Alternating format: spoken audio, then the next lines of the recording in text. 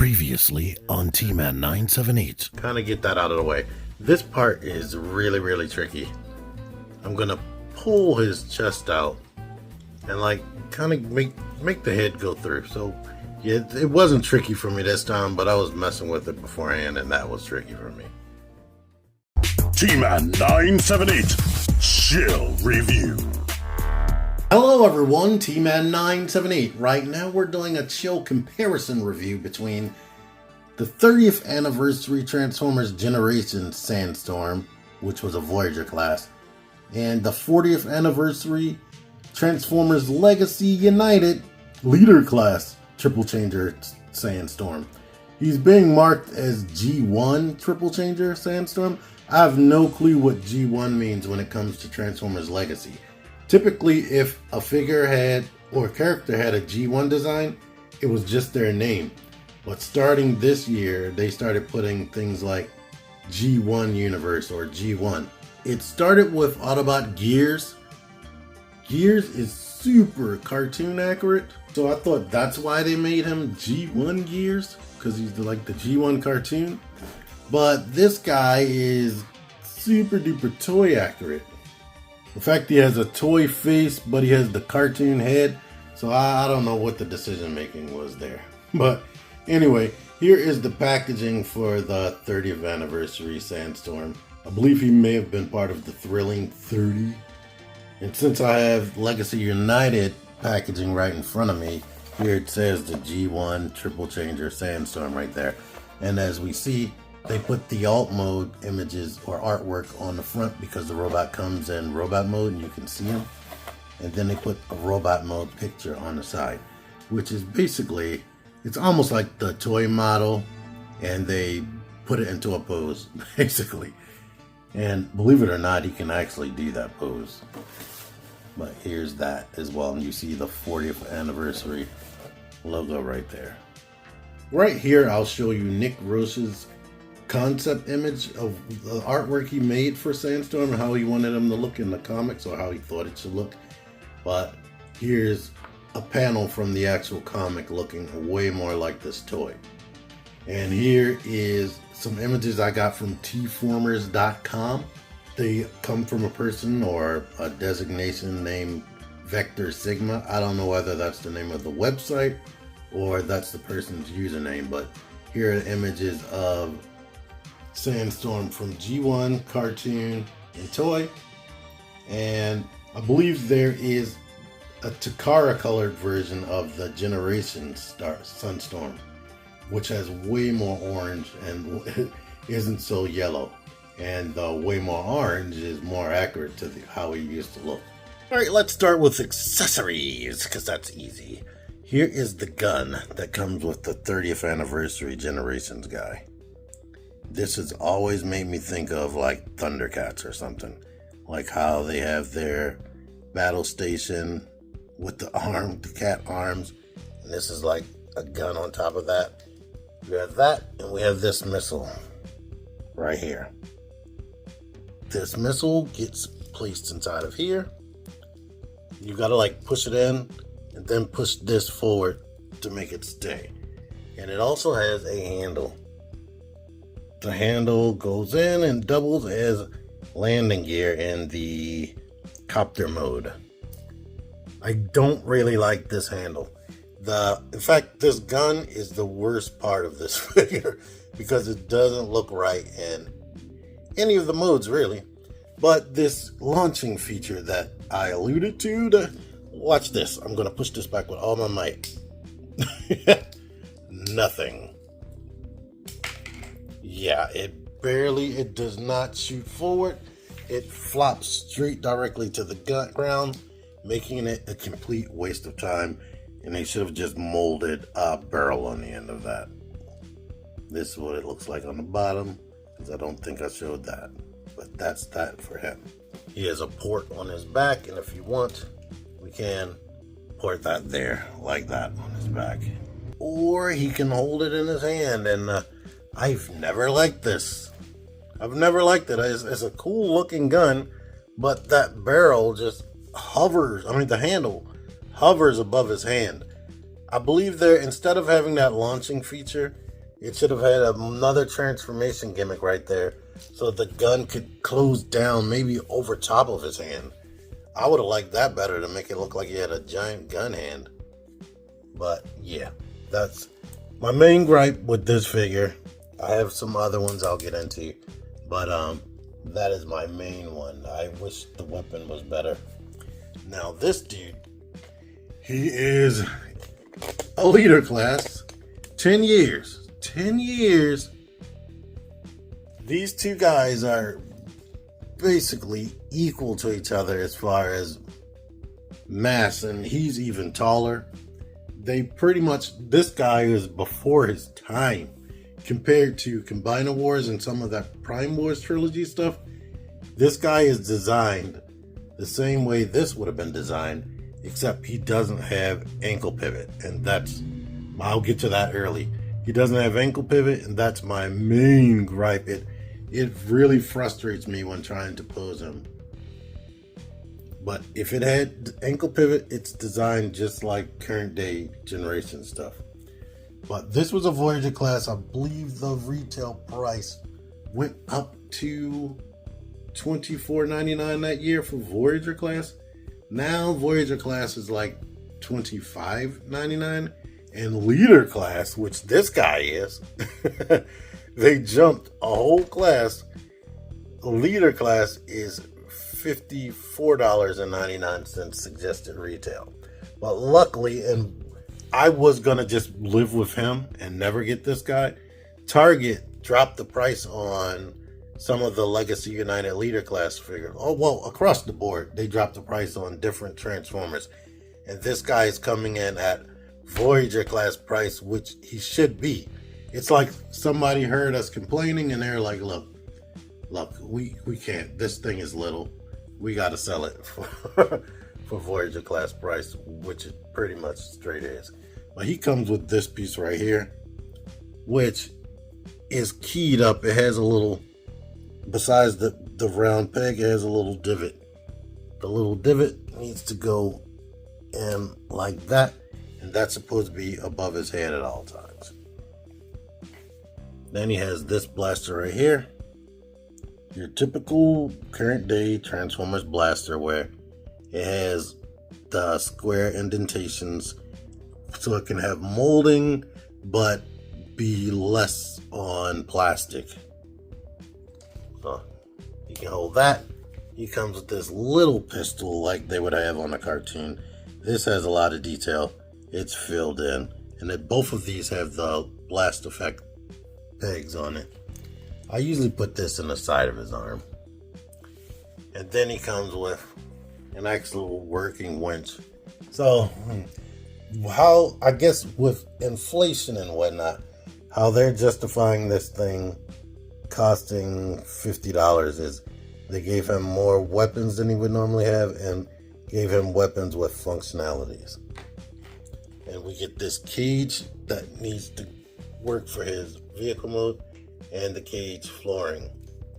But they peg in, I don't know if this is supposed to be a specific way, but once you peg it in, it looks like that. And we can go ahead and attach this peg to there. And what I normally do, if I don't put it on the side of his arm, I put it on in his hand. But he can like swing this cage around like an actual melee weapon if you wanted to.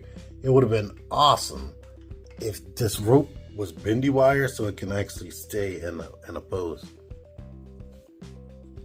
Now, Sony from TM Reviews, he did something where he like lodged it in here, but that doesn't really work for me without actually bending it. And I don't feel like watching this video to find out exactly what he did, but watch his video yourself. But he had it lodged in here. I did get it to work for a second, but right now I feel myself pushing the pieces apart, and I don't want to do that. But you could actually peg this into there and just have it hanging off. So now he has all the weapons And they made sure that his feet are flat as hell so he can have heel support, which is awesome. The heel support is way greater than what we got here. And this guy, as you can imagine, with these big ass VTOLs on his back, is back heavy. You know what time it is now? Articulation. Anyway, this moves back like that. It rotates to how you want. It might bump into his arms, but there you go with that. The head is on a ball joint. It moves up that much on the ball joint, which is good. It moves that much down on a ball joint, which is good. You don't get real tilts. But you can use this transformation joint to make him look down into his chest if you want to. The shoulders are on a hinge and a ball joint inside of there. The hinge can go out 90 degrees and press that all the way up against his head. And it can rotate since it's on that ball joint. It can rotate this way. And of course, if you make this bump, it will make his backpack detach. You get a bicep swivel and you get ratcheted elbows that bend 90 degrees. The wrist rotate, which was awesome back then. And the fist goes in like that and bumps into his arm kibble. You get waist rotation. The hips go all the way out to the side. They go pretty much that all the way back, come all the way forward. Thigh rotation. You only get 90 degrees at the knee, and you get nothing in the ankle, which has always depressed me. The foot can shift back like that, but it makes the heel come in like this, which doesn't really help you. But the thing that's murderous as far as posing him is definitely the fact that you have to use the pre-posed ankles because they're on like a slant. So you have to find that sweet spot and hope you can make him stand up. And yeah, he is back heavy. He has huge arms. My Springer figure, the arms didn't want to stay out because that hinge was really loose. This one is better. And as you just saw, sometimes this will detach from his chest as you're articulating. So there's that. The way it's designed, I wish it had an ab crunch. That would have been awesome. Like the way it's designed, I feel like they could have put that in there. But he is definitely great besides not having ankle pivot. Because, let's go to default neck. You can look up more than a lot of the newer figures, so that's good. Now that I've detached this, I can't get it back in there, it seems like. But let's move straight to this guy. This guy is a little bit more complicated. The arms can go back, but they bump into there. They can go all the way up. I mean, realistically, if you were a person, you wouldn't be pushing your arm backward like that. They go out to the side, no hindrance. Bicep swivel. You can use this transformation hinge as an outward butterfly, to be honest. You have double jointed elbows. You get wrist swivel, and I believe they go up and down a little bit.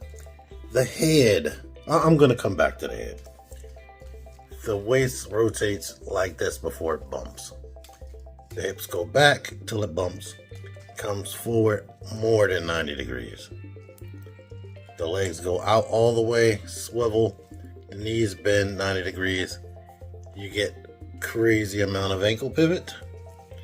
You get toe tilt back, but not so much forward. You can bend this to help you with a forward tilt, but the head is on a rotation right here.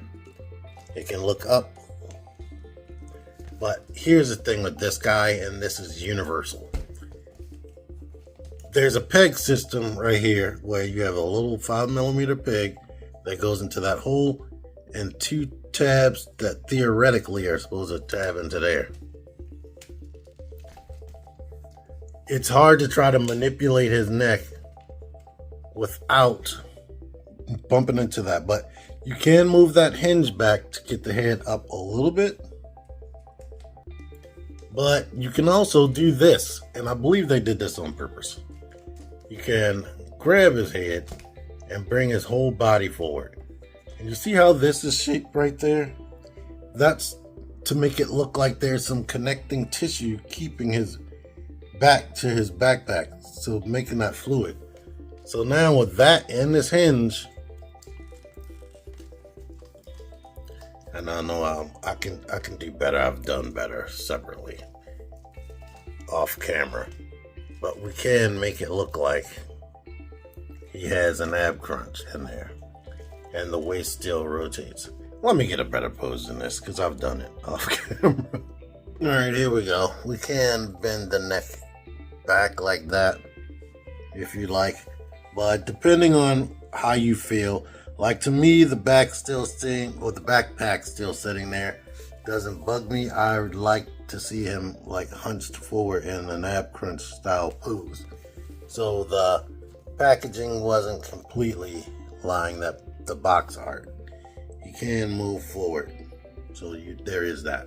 But no, mine, when I opened it up, this did not want to stay attached.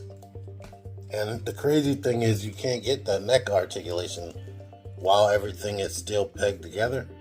But I can do this right here because I put some super glue around that peg, and I put a dab here and here on that little square rectangular piece. And then I plugged it together, and then I took it back apart, let it dry some, plugged it together, took it back apart. I didn't let it just sit there. But now it seems like after I've been messing with it, it's starting to wear off because it was just plugged tight all the time. But now it's just tight enough so that I can move the arms and whatnot without it coming detached. So that's good enough. I mean, I'm not going to lose sleep or go crazy. It's not that big of a problem anymore for me. But I did have to fix it. Alright, we've already seen how tall they are next to each other. But here's another current day Voyager class. Oh yeah, he's leader, I forgot. Here's a Voyager class from current day. Here's yet another Voyager class. And here's a current day leader class. A Voyager class from Transformers Prime. These would have been out around the same time. I think this came out afterwards, and this is way more substantial than that. But yeah, I said everything I can say about him. I like him except those ankles, and yeah, and the way it looks inside of there with the hollowness, that's a wreck. I can take the inside of the thigh, but yeah, that looks a mess. This guy feels solid. For the price point, it feels like a good action figure. It doesn't feel light or hollow or anything. It feels like what you expect a toy to feel like. And it's crazy to me to think that in order to accomplish that, they needed to raise the price twice the amount of that guy in order to get this today. It's insane. But yeah. If anything else there is for me to talk about, if you don't like the wheels down here, you can rotate and move that around. And like kind of just, yeah, sit it up here if you want. That kind of look. But it doesn't bother me to have it down here. And I don't like the way this ankle pivot looks still. I didn't like it in pictures. And in person, I still don't like it. This is all as filled in as could be. Because these are on the same level of these legs right there. I mean, it makes it not look filled in because of the flaps, but yeah. All right, here are their land vehicle modes or dune buggy modes. Now this guy has some soft PVC plastic tires, so they could peel off of here if I wanted to, but they feel good and they definitely roll good. This one has plastic tires, but they still roll well and they make this loud ass noise as a result. of this big tire being wrapped around that VTOL.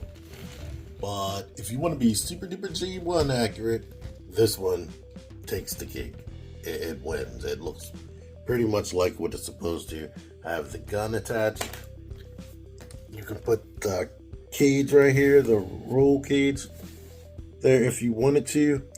The little winch is underneath of that. The gun is right here. I had the gun on top in that little bed right here. The stretcher bed is pegged in under there, and you see how this has been like that the whole time.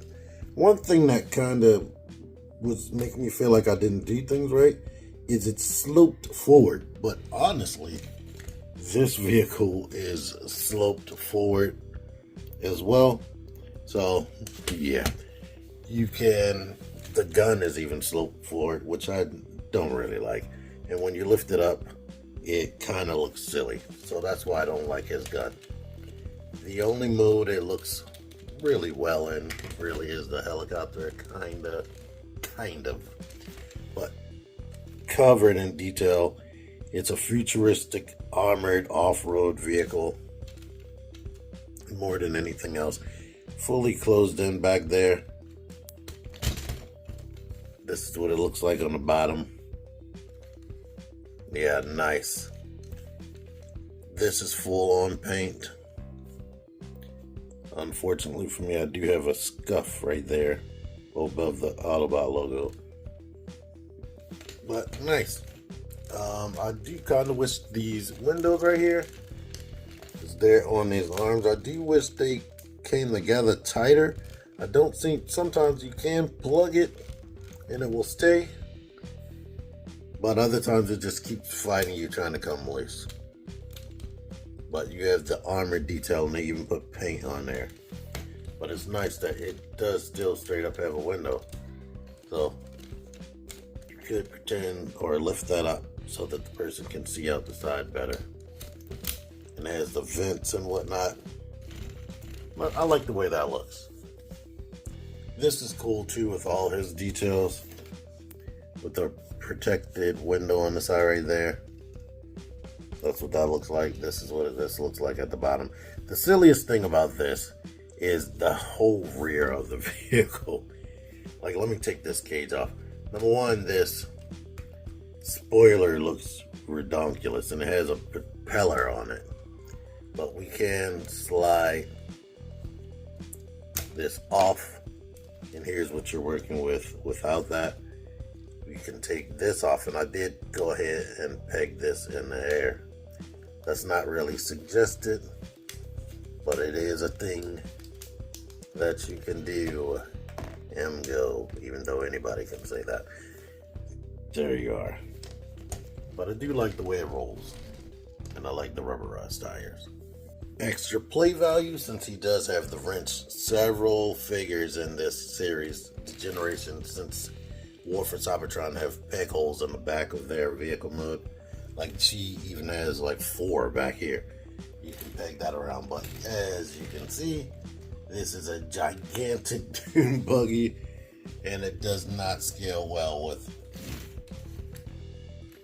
any type of deluxe vehicle. They are both huge. In fact, let's compare these together side by side, which I haven't. Right there. It's nuts. Like I said, one's a leader class, one's a Voyager. One's 10 years old, one is this year's old. Here's Transformers War for Cybertron Trilogy Siege Springer. He's a Voyager class. Here's another leader class figure. So, Dreadwing is longer. I think this is Dreadwing. Skyquake, that's his name. He's a little bit longer, but only by a little bit. But they're roughly about the same heft. But there's a jet leader class versus a Dune buggy leader class. Here they are in their copter modes. This one appears to be longer, but let's see. Yeah, It is longer. But cool thing about the new one is it still has access to rolling wheels. So you get the two big wheels from the back, plus you have these little wheels that were there the whole time. These do not move in any way, they stay there. So that's cool. Well, let's let you see this since I already have one. Nice, looks very reminiscent of the original. You can put the guns on there however you want. I have that big one there and this one here. That's the suggested way. The propellers fold out in such a manner where they basically click into place, and they do definitely have a clicking point. I like that. This propeller spins as well. Here's what it looks like on the bottom. It's up to you to decide whether you want the face turned around. I'll just leave it like that. As far as this thing, I was saying I don't know how this works, but part of this, these pegs stick out wider. This one right here, opposite of this little handle, sticks out wider, so that's the definitive way to put that on. But we can have that like that again. We can peg this little peg in there, and this bigger part with the winch can hook up under here.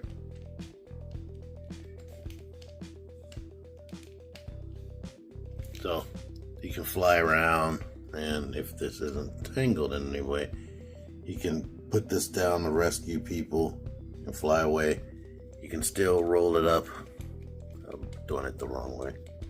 Roll it up to be higher if you want. But there you are with that, so you can search and rescue.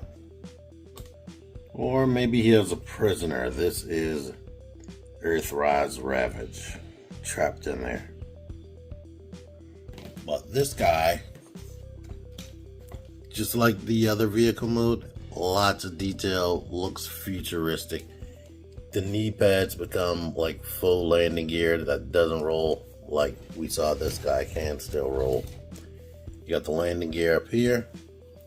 It looks like propeller detail or some type of VTOL detail there. We definitely have this right here. The wheel spins, but none of these fans spin. And here's what he looks like under there again. He has these little tiny wings right here. And these are capable of going up and rotating. I don't know if that will be really aerodynamic, but you can bring that up like that. Looking at it from the bottom, you definitely see that's a tire. So you've got to use your imagination here. I like that even without those windows that are under his arms, you still have window detail right here. Because most of this whole section is transparent plastic. So that's cool. If you want, we can put this landing gear here. This gun has the tiniest little groove things right there. Fold this up. You can take the gun and groove it up underneath of this part. Groove it up underneath of there and push forward, and it just stays. So now it has the fake landing gear in the front. Or we can push this up, which I don't think I've shown yet, and it can fly around like that. So looks like something from Terminator flying around. Just it's bright ass yellow. Like I said, the Japanese one was more orange. And for comparison, here it is next to Siege Springer in his Copter mode. And here this one is next to Siege Voyager class Springer in the Copter mode. This one, it technically feels heavier. The plastic feels more robust than this, to be honest. But they are coming out with a Studio Series extensive retool where pretty much the whole front of this is changed, but this is the same. But anywho, this one, the new one, to me has better play features if you actually want to play with your action figures. This one has an actual spinning propeller in the front. The back, multiple guns, and you have this winch cage situation right there. And it rolls if I can get this out of here. There we go. The rolling capability still in both modes is cool. As we saw, this doesn't have real wheels at all in this mode. But yeah. I hope you enjoyed this chill comparison review. And let's bring out this guy in this mode. He is a leader class. This is a Voyager class from 10 years ago. And we have this situation. This guy, I believe, is taller than Sandstorm by a lot in robot mode, but it's too late for that. I don't feel like doing it. Maybe in his review, his chill comparison review with his brother, I will bring these guys back out, or at least this one, in robot mode to compare. He will probably be stored away again. Anywho, until next time, T-Man 978 out of here. Thank you for watching. Figure action. That one's me. Join the Syndicate Toy Hunters Facebook group. Link in the description. Click the videos. Click the fucking videos, baby. Click the videos. You should really